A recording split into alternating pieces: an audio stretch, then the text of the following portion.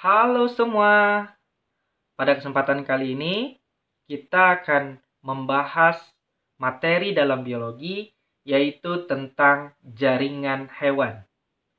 Kita tahu bahwa jaringan itu adalah kumpulan dari sel yang sejenis. Nah, apa saja sih jaringan yang terdapat pada hewan?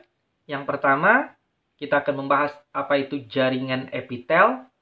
Yang kedua, jaringan ikat. Yang ketiga, jaringan otot. Dan yang keempat, jaringan saraf. Sekarang kita bahas jaringan hewan, yaitu tentang jaringan epitel. Jaringan epitel ini terdiri dari 3 jenis. Ada eksotelium yang berfungsi untuk melapisi bagian luar tubuh, misalnya kulit.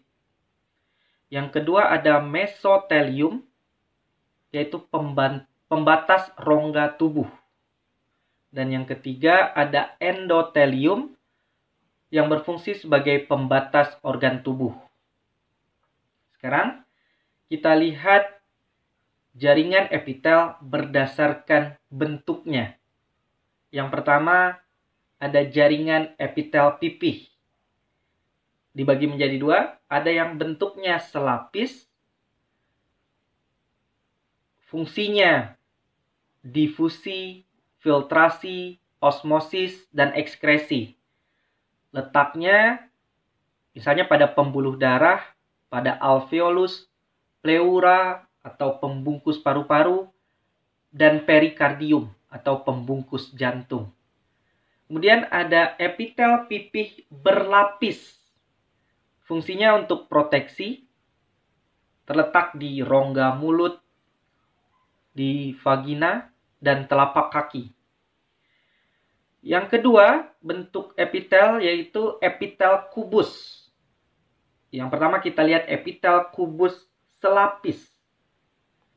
Epitel kubus selapis dan epitel kubus berlapis itu memiliki fungsi yang sama, yaitu sebagai pelindung, sekresi, dan tempat absorpsi.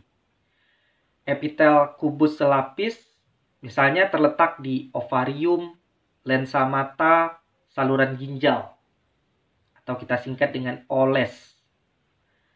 Epitel kubus yang berlapis itu terletak di testis, kelenjar minyak, dan kelenjar keringat. Kita singkat dengan temikir. Yang ketiga, bentuk dari jaringan epitel yaitu epitel silindris atau epitel yang berbentuk seperti batang. Epitel silindris ini ada yang selapis memiliki silia dan ada yang tidak bersilia.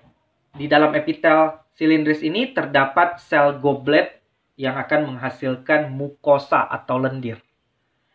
Fungsi dari epitel silindris selapis, baik bersilia maupun tidak bersilia, yaitu sebagai tempat sekresi dan absorpsi. Untuk epitel silindris selapis bersilia, contohnya terletak pada bronkus dan tuba fallopi atau oviduct. Letak dari epitel silindris selapis tak bersilia, misalnya pada saluran pencernaan, yaitu lambung dan usus halus. Epitel silindris selanjutnya ada yang berlapis. Fungsinya sebagai pelindung dan sekresi. Letaknya ada yang di laring, faring, dan trakea. Kemudian yang keempat sekarang ada epitel transisional. Bentuknya berubah-ubah. Fungsinya itu tahan terhadap tekanan dan rekangan. Contohnya terletak pada kandung kemih. Karena kandung kemih terkadang volumenya terisi oleh air, terkadang kosong. Makanya bentuknya berubah-ubah. Yang terakhir, nomor 5 ada epitel kelenjar yang menghasilkan sekresi atau zat. Misalnya ada kelenjar keringat dan kelenjar yang menghasilkan hormon. Sekarang kita bahas jaringan hewan yang selanjutnya yaitu jaringan ikat. Jaringan ikat ini merupakan jaringan yang paling banyak terdapat di dalam tubuh hewan. jaringan ikat ini dibagi menjadi ada jaringan ikat sejati, kemudian ada jaringan ikat cair, dan jaringan ikat penyokong. Untuk jaringan ikat sejati terdiri dari jaringan ikat longgar, yaitu ada mukosa, misalnya pada tali pusar, kemudian ada areolar antara kulit dengan otot. Disinilah tempat diinjeksikannya suntikan oleh dokter. Kemudian ada lemak yang berfungsi sebagai cadangan makanan. Lemak ini nama lainnya adiposa. Kemudian yang keempat ada retikuler. Letaknya pada hati, sumsum tulang belakang, kemudian di nodus limfa. Kemudian jaringan ikat sejati, yang kedua ada jaringan ikat padat, dibagi lagi menjadi dua. Ada jaringan ikat padat teratur dan tidak teratur. Yang teratur itu misalnya pada tendon. Tendon ini merupakan hubungan antara otot dengan tulang. Terus ada ligamen, yaitu penghubung antara tulang dengan tulang. Sedangkan jaringan ikat padat tidak teratur, misalnya terdapat pada fasia atau pembungkus. Ada perikardium, pembungkus atau lapisan jantung. Ada peritoneum atau pembungkus perut. Jaringan ikat yang kedua ada jaringan ikat cair yang terdiri dari darah dan sistem limfe. Dan yang ketiga, jaringan ikat yaitu jaringan ikat penyokong. Dibagi menjadi dua, ada jaringan tulang rawan dan jaringan tulang sejati. Sekarang kita bahas lebih rinci apa itu jaringan tulang rawan atau kartilago. Nah, jaringan ini terdiri dari beberapa jenis sel. Yang pertama ada kondrosit, yaitu sel tulang rawan. Kemudian ada kondroblast, sel muda atau cikal bakal dari tulang rawan. Kemudian ada perikondrium, lapisan atau pelapis dari tulang rawan. Nah, jenis-jenis dari tulang rawan ini, yang pertama ada tulang rawan hialin. Warnanya putih, letaknya biasanya di rangka janin sebelum lahir, kemudian saluran pernapasan, dan kemudian ujung tulang rusuk yang melekat pada tulang dada. Yang kedua, ada jaringan tulang rawan elastik. Ini warnanya kuning, letaknya di saluran telinga, bagian luar, daun telinga, dan epiglotis. Yang ketiga, ada jaringan tulang rawan fibroblast. Ini warnanya keruh, letaknya di tendon, yaitu penghubung antara otot dengan tulang. Kemudian ligamen, yaitu penghubung antara tulang dengan tulang. Kemudian juga terdapat pada ruas-ruas tulang belakang. Yang kedua sekarang kita lihat jaringan penyokong, yaitu jaringan tulang sejati atau osteon.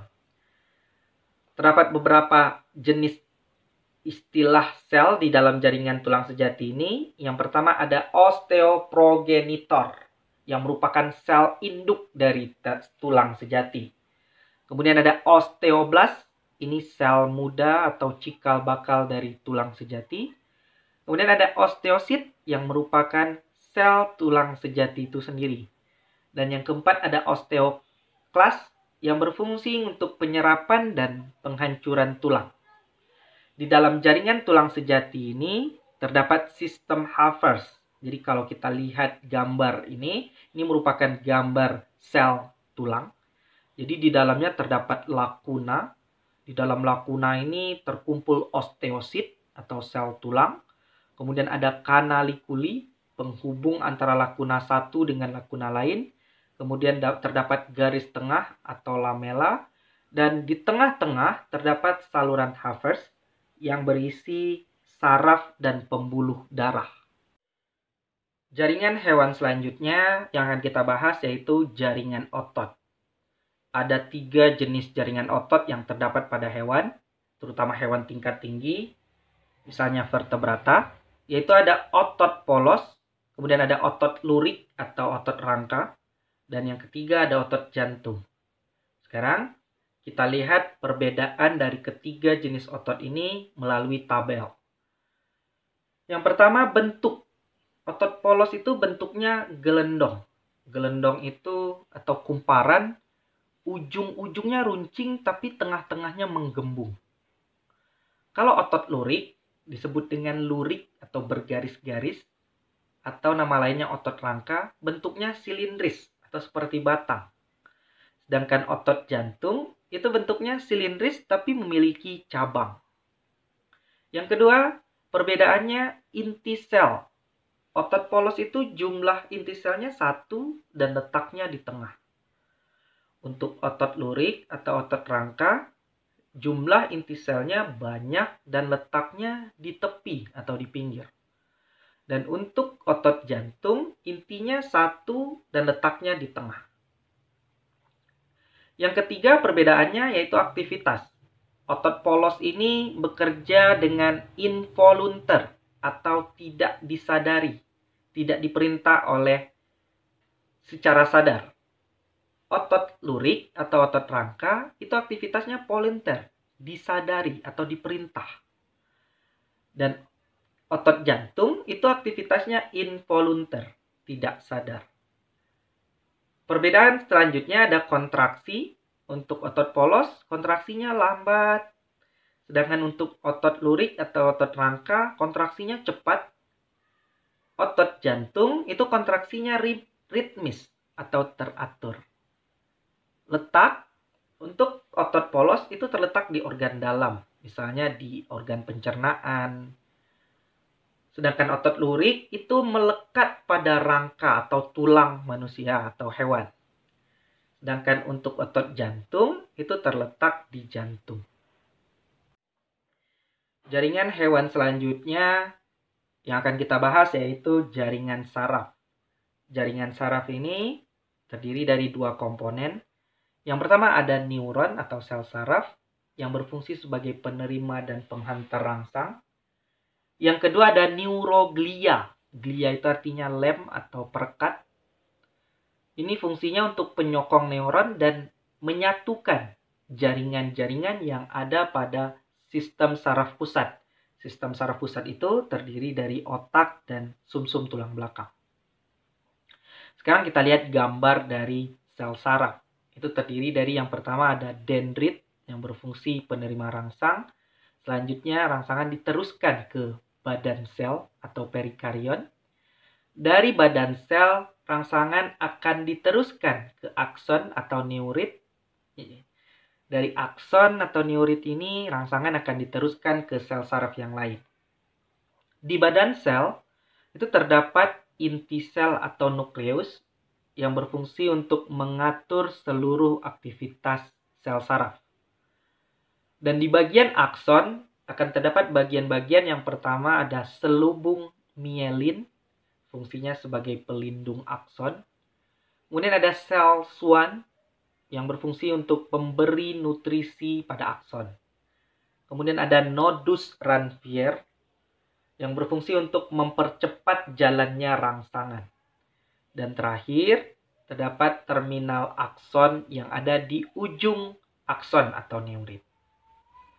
Selanjutnya, sel saraf memiliki beberapa jenis. Yang pertama ada neuron atau sel saraf sensorik. Fungsinya membawa impuls dari reseptor.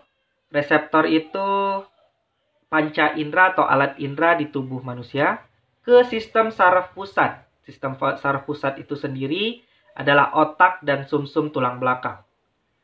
Yang kedua ada neuron motorik yang berfungsi membawa impuls dari sistem saraf pusat atau otak dan sumsum tulang belakang ke efektor. Efektor itu otot dan kelenjar. Yang ketiga ada neuron konektor atau neuron penghubung. Fungsinya yaitu penghubung antara neuron sensorik dan neuron motorik.